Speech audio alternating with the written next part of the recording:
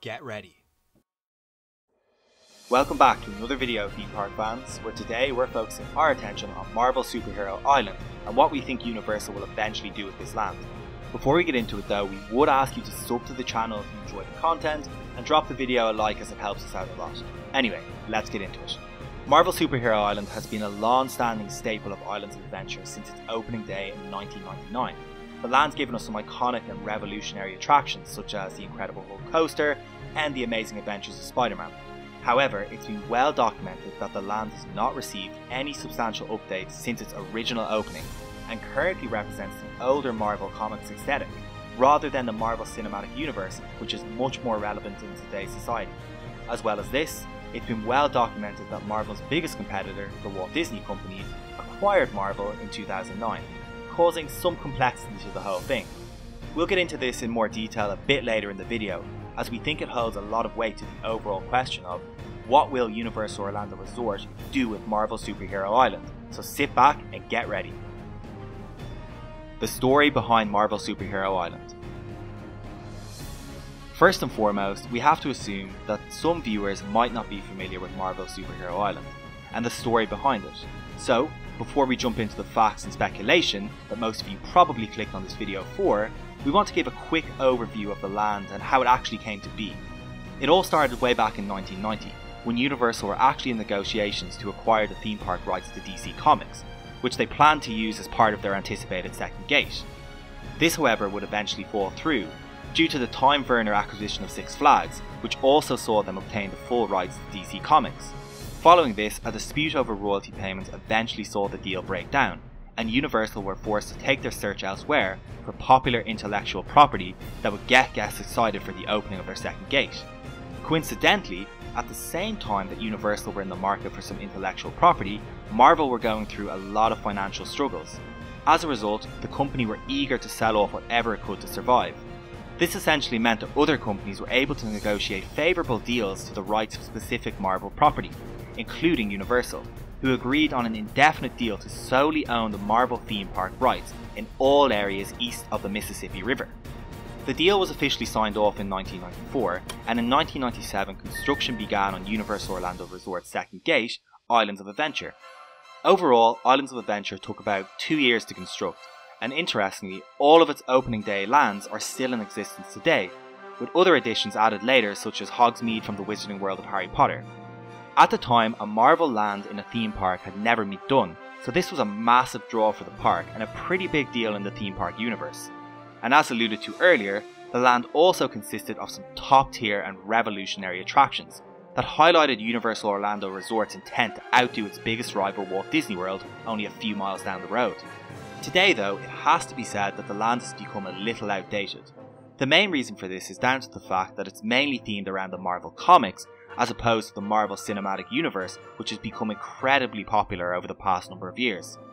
By no means is the land totally irrelevant, but there are concerns that with no actual new updates, it could eventually be considered off-brand by Marvel, which could then lead to other issues that we'll discuss a little further on in the video.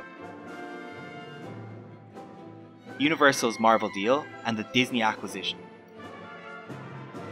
As we mentioned, Universal's Marvel deal means that they are the sole owners of Marvel intellectual property found in their park anywhere east of the Mississippi River. Essentially what this means is resorts and parks such as Walt Disney World are not able to build, say, a Spider-Man themed ride or use any of the characters found in Islands of Adventure.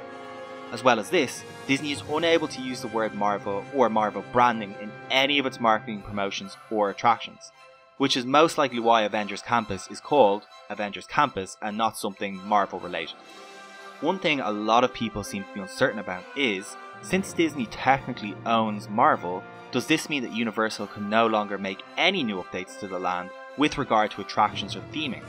Well, the answer to this is, technically Universal are within their rights to make updates or add additions to the land, so long as these updates are based around the Marvel character families they own, as well as being in line with the Marvel brand and meet the required standards under the agreement.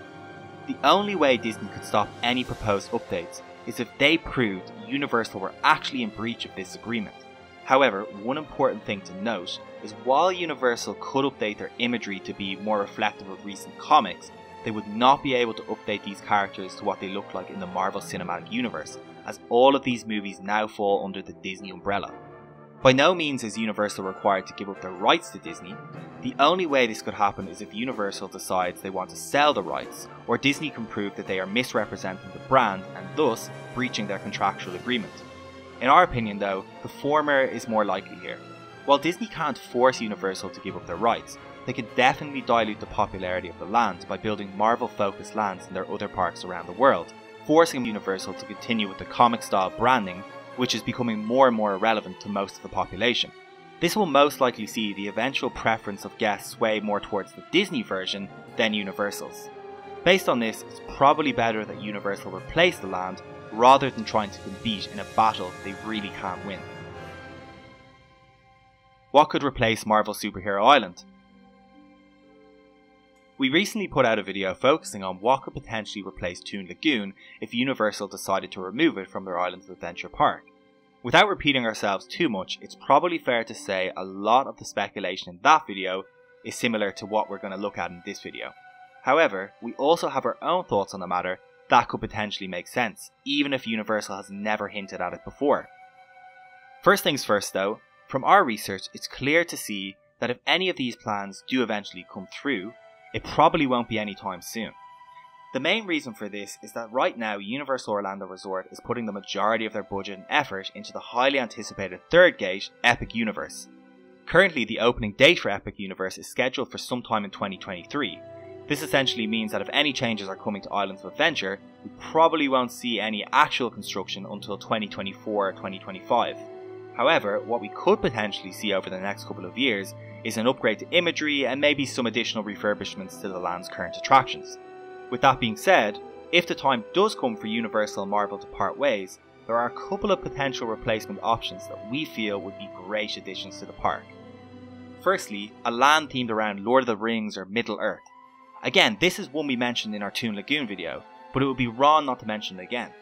Lord of the Rings is one of the most well-known franchises in the world. The land that it's set in, Middle-earth, would be a fantastic addition to any theme park based on the level of theming that would go into it. As well as this, we could also see a number of attractions based and themed around key characters from the story, such as Frodo, Gandalf, the Eye of Mordor, among others. Of course, nothing is set in stone here, and there's been no official announcement by Universal, but based on the scope this land could have, as well as the fact that it would be unique and a huge draw for guests, means there's definitely a chance it could happen. Secondly, a Shrek Land. We alluded to the possibility of a DreamWorks land being a replacement for Toon Lagoon, and this is definitely a possibility. However, within the DreamWorks universe, there is definitely one movie that we feel stands out and could definitely be a full themed land in itself. Of course, the movie we're talking about is Shrek. Premiering in 2001, the story and characters captured the imagination of everyone who saw it, and ended up becoming a very lucrative investment by the company. Imagine a land themed around the kingdom of Far Far Away or even Shrek's Swamp. Overall, we aren't too confident this one will happen, but we wouldn't be too surprised if it did. Finally, DC Comics Land. Stranger things have happened.